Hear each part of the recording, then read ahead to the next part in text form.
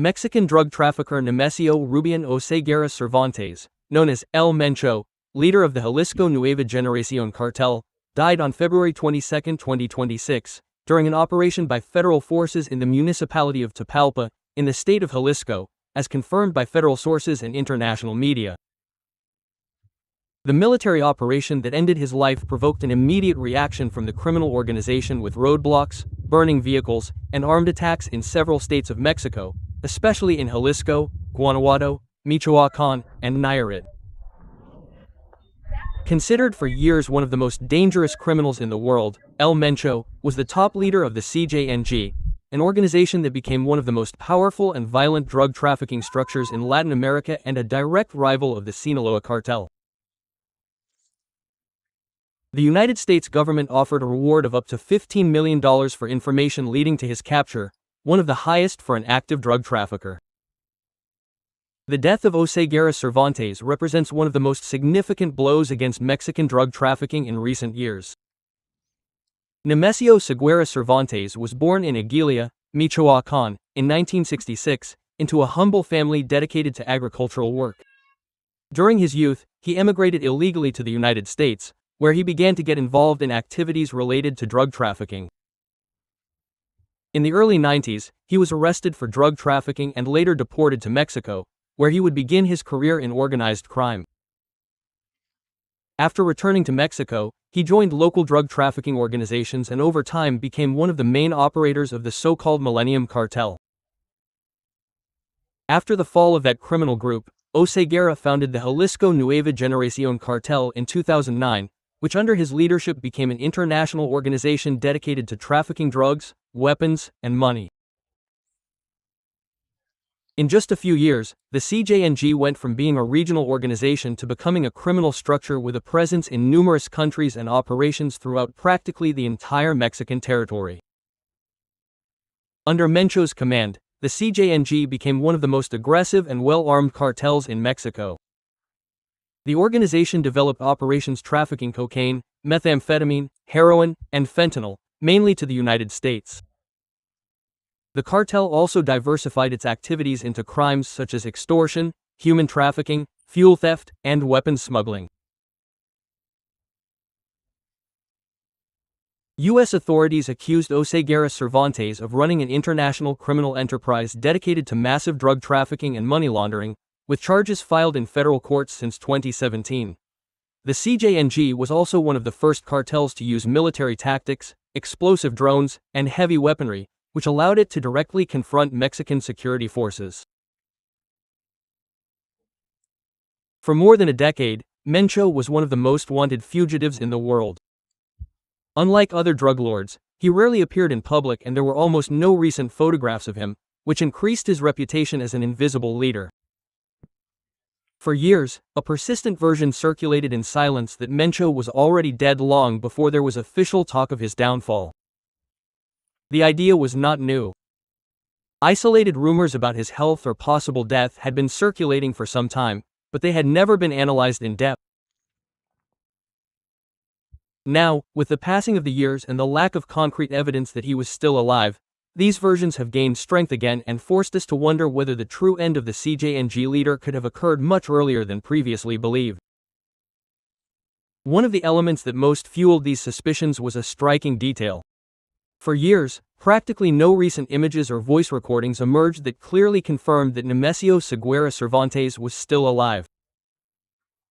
In the absence of visible evidence, doubts began to arise at least as early as 2019. It was precisely that year when the first rumors began to circulate about a possible serious deterioration in the drug lord's health.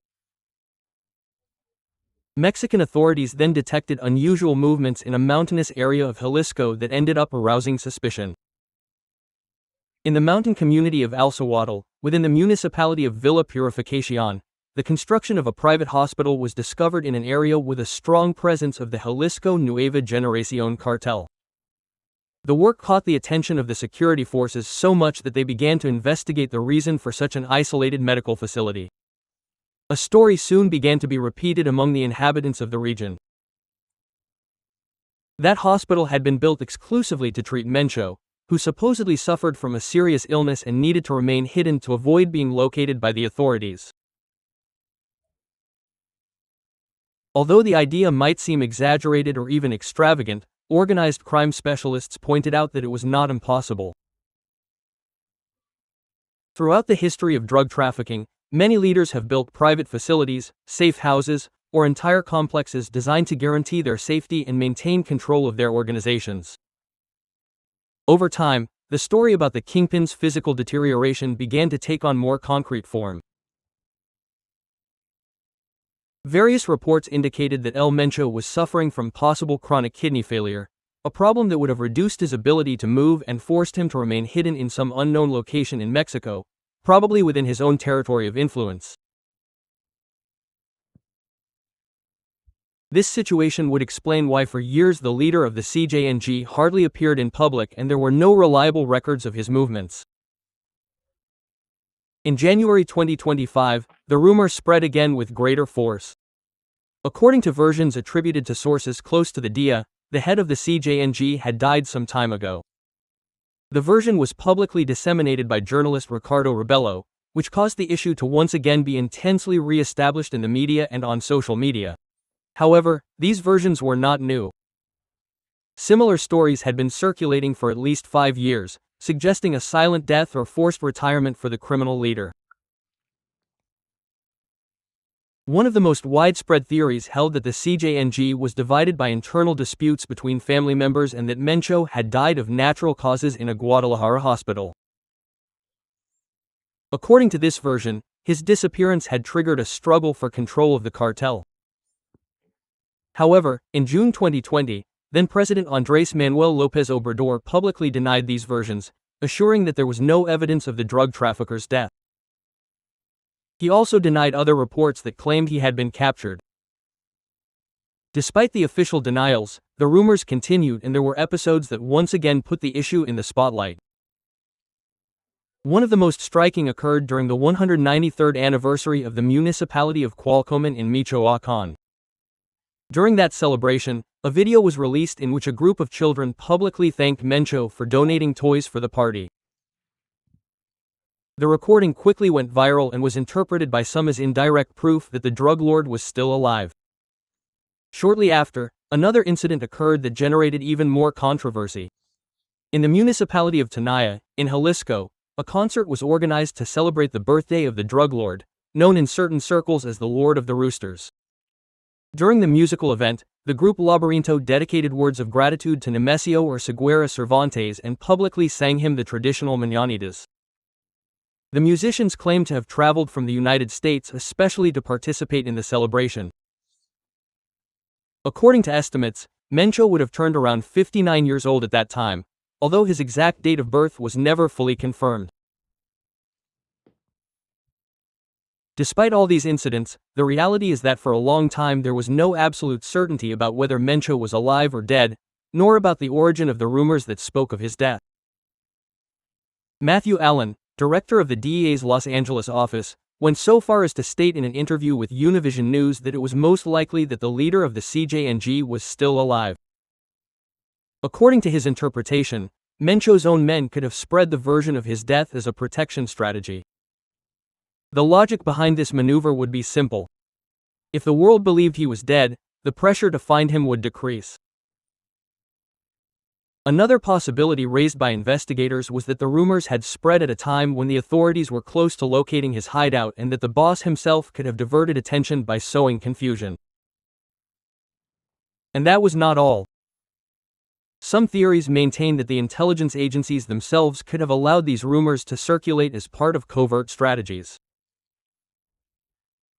The idea would be to provoke movements within drug trafficking, either to detect possible successors or to identify partners and collaborators who would try to confirm whether the leader had really died. Beyond the theories, for years the situation remained shrouded in uncertainty. Every so often, new versions emerged about terminal illnesses, armed confrontations, or possible captures, but none could be definitively confirmed. And while doubts persisted, Mencho continued to be an almost invisible but extraordinarily powerful figure within Mexican drug trafficking. Because the real concern was never just whether he was alive or dead, the real fear lay elsewhere. When a criminal leader of this level truly disappears, what usually follows is a war. And the question that many asked themselves was inevitable. If Mencho disappeared for good, did the CJNG have enough power to take Mexico into a new wave of violence? His capture or death was considered a priority for both the Mexican government and the United States. The operation that ended his life was carried out in Tapalpa, a mountainous area of the state of Jalisco, considered one of the historical strongholds of the CJNG. Following the armed confrontation in which he was killed, members of the cartel responded with coordinated attacks, setting vehicles on fire and blocking roads, forcing authorities to activate emergency operations in several regions of the country.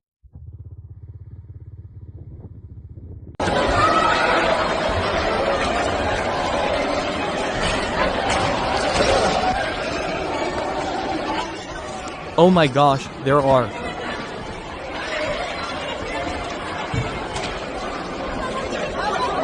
people running.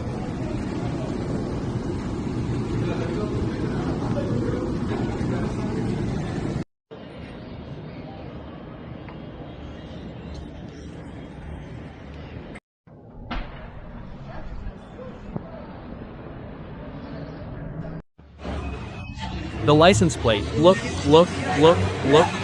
that one with a gun. Look, they all have it. Look at the taxi. Look at the taxi, get in, come on. I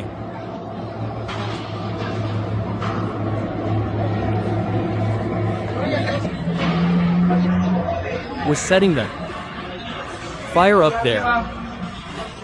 You saw it. Hey, there aren't just a few.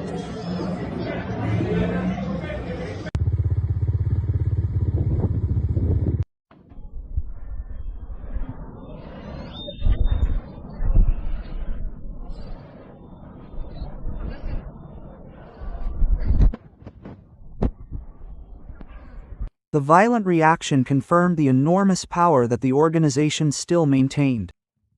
Although the death of El Mencho represents a historic blow against drug trafficking, specialists warn that the CJNG remains one of the most powerful criminal organizations in the world. The disappearance of its leader could lead to internal disputes for control of the cartel and a new wave of violence in Mexico. After years of being one of the most wanted men on the planet, Nemesio Seguera Cervantes died without having been captured. With his fall, the story of the leader who turned the Jalisco Nueva Generación cartel into one of the most powerful criminal empires of the 19th century comes to an end. But even after this news that is revolutionizing Mexico, many unanswered questions about El Mencho remain. Some of them are, what do we really know about his influence outside of Mexico, especially in the United States? How far did his political connections reach or his ability to pressure different governments? Trump was truly his enemy. How did his network operate to stay one step ahead of the authorities for so long? Who were his key allies and who benefited from his power in the shadows? You will find the answers to these and other equally important questions in the video that is now appearing on the screen. This is a documentary that we made for the Para Nada Normal channel, a channel of which I am a producer, which is why I recommend this super complete report on the entire life of El Mencho, revealing many secrets and revealing many truths. I'll leave the link here on the screen and I'll also leave it below in the comments so you can check it out. I invite you to click on that link, come in and comment, "I'm coming from the day what," or "I'm coming from the day that," in the comments below so we can see how many people subscribe to this new channel of ours and how many watch these videos. If there's any more news about the guy, we promise to keep you informed.